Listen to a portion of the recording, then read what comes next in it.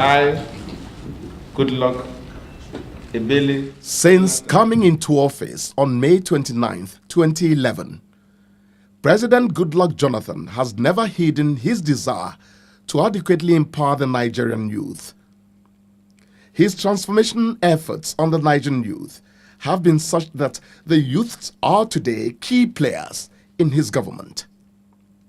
This is obviously in realization that an empowered youth population will ultimately lead the country to prosperity in all facets of the national life. Youth empowerment has been an integral part of President Jonathan's transformation agenda in the world's most populous black nation. After the May 29, 2011 swearing-in, President Jonathan had moved quickly to invest heavily in education, health, skills development and leadership education, and further engaged very extensive efforts to promote youth empowerment.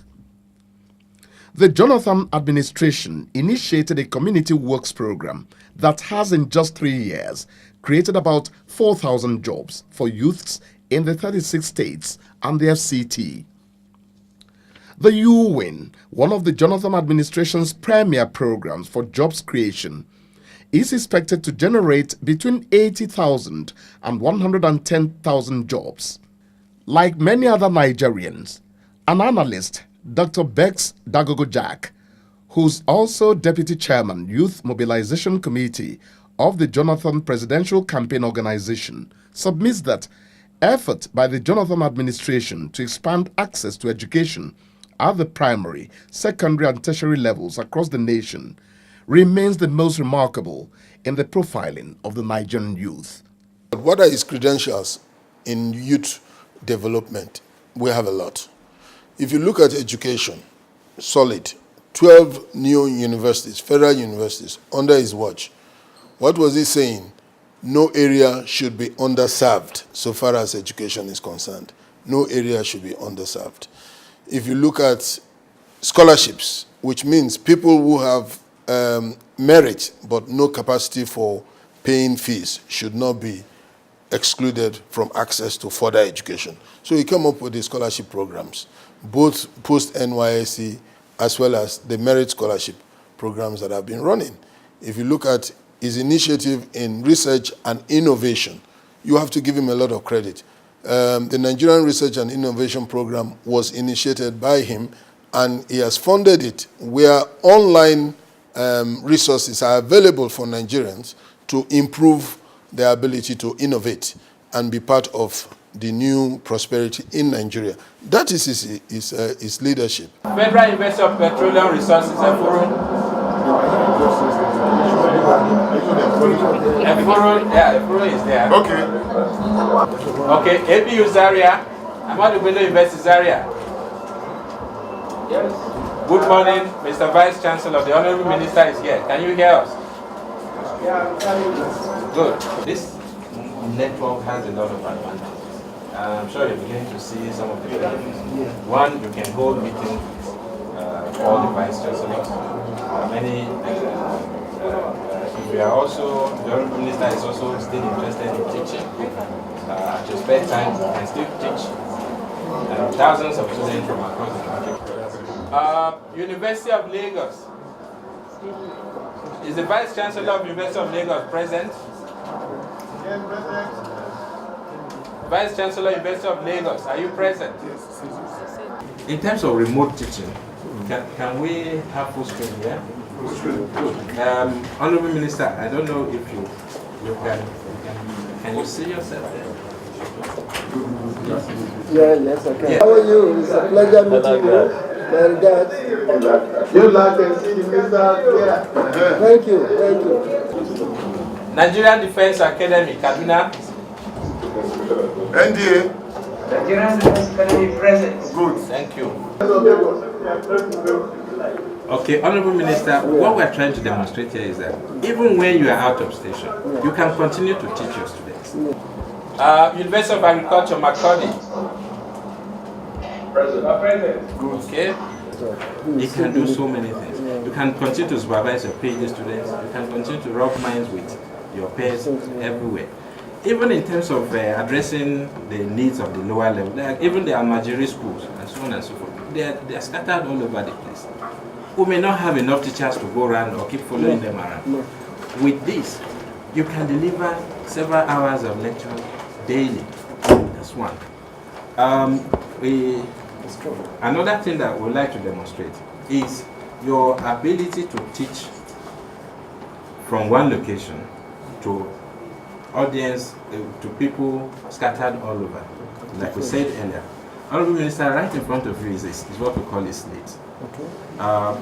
Even a subject as complex as mathematics, not complex in the sense that it is difficult, but that how you begin to imagine, how do I teach mathematics across a platform like this? Honorable Minister, there's a pen there, you can pick it up, yes, and try to write anything you like to, just anything, you can scribble anything, or write. Okay. Yes. Okay, sure. Good, this is mathematics. This is what you practice. I like that. Can we ask maybe Zaria if they can see what the Honorable Minister just wrote on the screen? Zaria. Yes. Excellent, yes. Good. Can you all hear me? Yes. Best wishes from the Federal Ministry of Education. We are very proud of this project. I want to urge you to continue supporting it, cooperating with the center here, and do all that you can to put it to maximum utilization so that you get the maximum benefit of this infrastructure that have been put in place for your own use. We are very pleased that you created the time to come and see this development. I think it means a lot for the Nigerian university system. We are also very proud. At least I've spoken to almost all the VCs that are collected this morning. And it's a thing of joy for us that we can hook up directly and speak to you now and talk to ourselves. So we hope that this provision will be sustained and that we can maintain the system and it will really elevate the standard of education in our country. Thank you very much, sir. We appreciate your personal commitment and also that of Mr. President to this project. In this connection, President Jonathan had approved the establishment of 12 new federal universities and more maritime universities across the country. The new federal universities are part of deliberate efforts by the Jonathan government to ensure even and balanced educational development across the country. 9 of the federal universities are located in the northern part of the country and were cited without sectional sentiment. Dagogo Jack insists that President Goodluck Jonathan has so far prized Nigeria's commonalities higher than her differences. Sometimes we are careful about the way we message on regional politics, but it's a reality. Most people who accuse him of one thing or the other, if the roles were reversed and they were the ones wearing the shoe, we know where almost all the 12 universities will go, with no apology. But here is a president who says, I'm a president of Nigeria first, before I'm even a South-South person.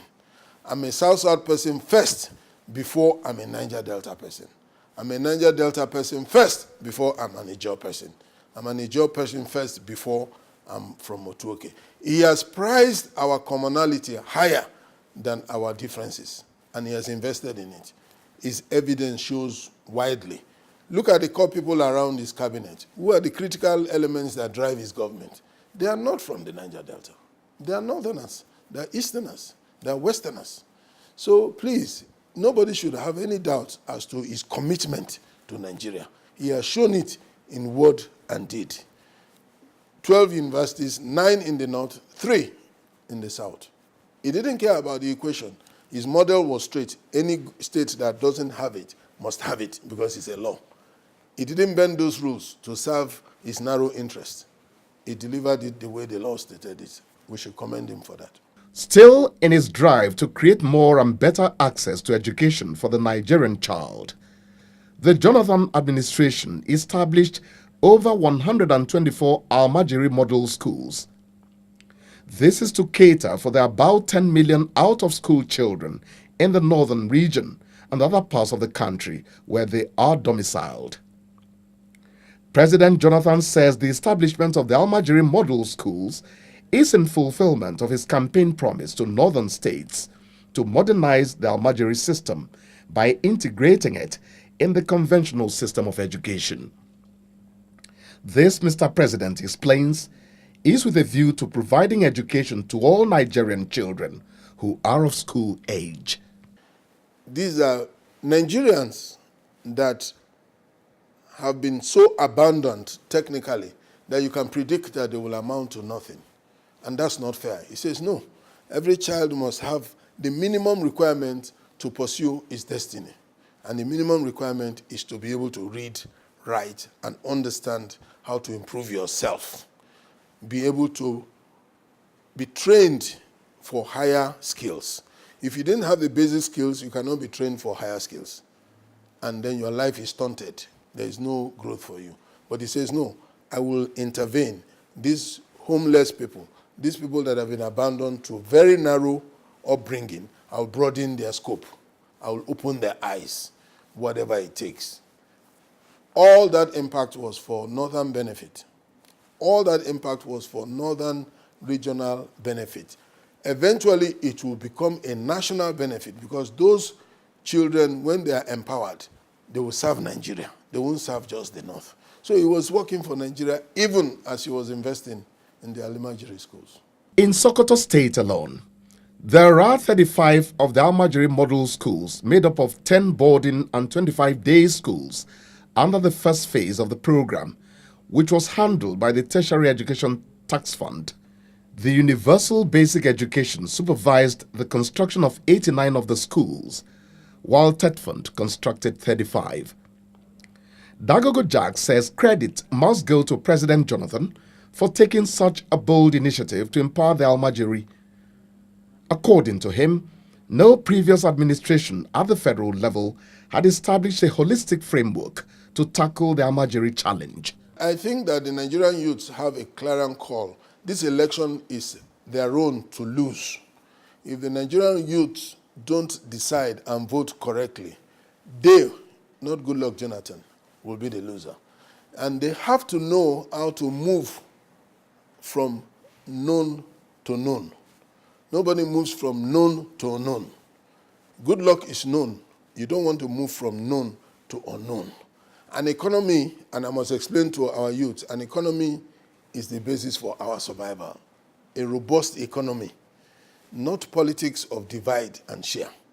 If we don't have a robust economy, you cannot build a nation, no matter how good or bad your politics is.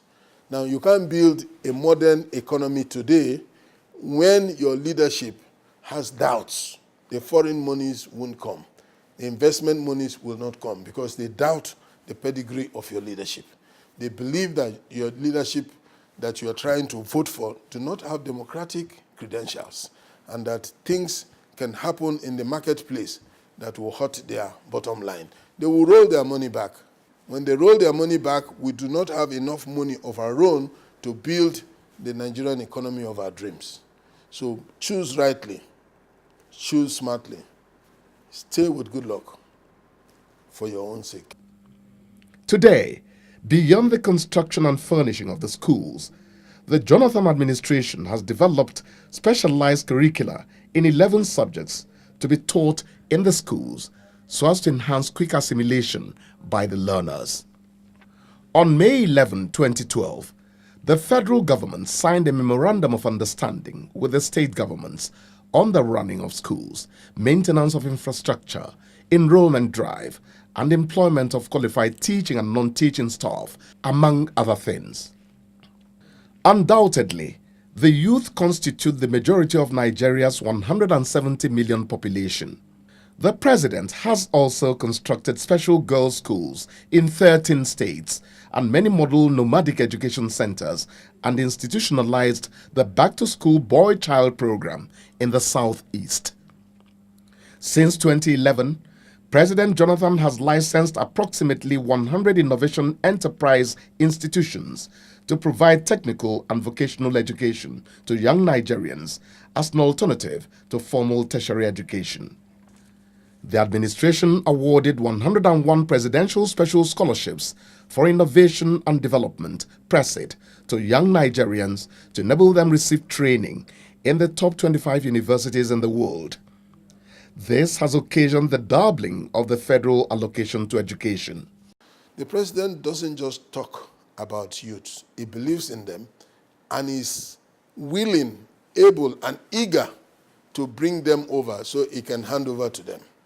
This is the first time a president is looking around for Nigeria and say, youths, where are you? I want to hand over to you and move on with my profile, go on and watch you people succeed. So to me, this is a fundamental chance that the youth should never miss. Somebody is asking them, come, I will stay with you for 4 years, and you will take over from me, and I'll roll back and watch you create a new Nigeria, where there is no hatred, where there is no suspicion, where there are no religion biases, where there are no basis for differentiation, but a basis for cooperation and unity. The Jonathan-led government has, through its project Advancing Creativity and Technology (PACT), allocated 3 billion naira as business development grants to young people in the creativity industry. Currently, over 3,600 young Nigerian entrepreneurs have each received up to 10 million naira for their businesses under the U-Win scheme. Available data shows that these young entrepreneurs have so far created over 30,000 jobs. The Community Service Scheme of the Jonathan administration's Sure P program has employed over 120,000 young Nigerians to engage in construction and rehabilitation of social and economic infrastructure across the country. The Graduate Internship Scheme, a brainchild of the Jonathan administration, has benefited over 7,000 young graduates, providing placement with competent firms to enhance their skills and improve chances of employment for them. My name is Mrs. Lillian Smart Sunday. I presently am in the University of York studying Masters in International Relations, and I did my service in Ondo State from Imo State, Nigeria. My name is Abdulkadir Gambo. I'm from Yobe State. I'm currently studying at the University of Hertfordshire. I'm studying environmental management. I serve in Colchester. My name is Najib Sulaiman from Lagos State. I study from the University of Hertfordshire, MSc Management. I serve in Nasarawa State. This is from Bex Dagogo Jack, Deputy Chairman, Youth Mobilization Committee of the Presidential Campaign Organization. I advise our youths to choose smartly, to vote wisely, and to stay with good luck. Record also indicates that 66,000 mortgage requests are currently being processed for young Nigerians as part of President Jonathan's housing sector revolution. Nigerians home and abroad agree that President Goodluck Jonathan is one leader who continues to connect to and listen to young people because he believes in them. Nigerian youths are at the center of his government. No wonder he is practically sworn to creating a new Nigeria for the youths, the leaders of tomorrow.